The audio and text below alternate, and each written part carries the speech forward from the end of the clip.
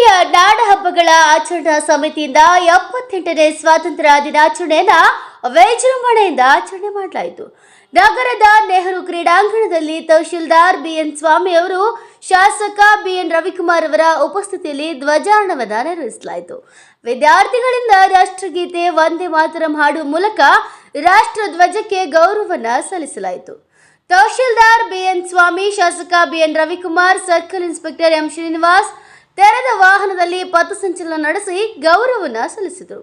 Police ಇಲಾಖೆ, ಗೃಹ ರಕ್ಷಕ ದಳ, ಎನ್ಸಿಸಿ ತಂಡ, ಸರ್ಕಾರಿ ಹಾಗೂ ಖಾಸಗಿ ಶಾಲೆಗಳ ವಿದ್ಯಾರ್ಥಿಗಳಿಂದ ಪಥಸಂಚಲನ ನಡೆಸಿ ರಾಷ್ಟ್ರ ಧ್ವಜಕ್ಕೆ ಗೌರವ ಸಮರ್ಪಣೆನ ಮಾಡಲಾಯಿತು. ಅನಂತರ ವೇದಿಕೆ ಕಾರ್ಯಕ್ರಮ ನಡೆಯಿತು. Lokesh Shidlaghatta, NK4 news bureau, Bengaluru.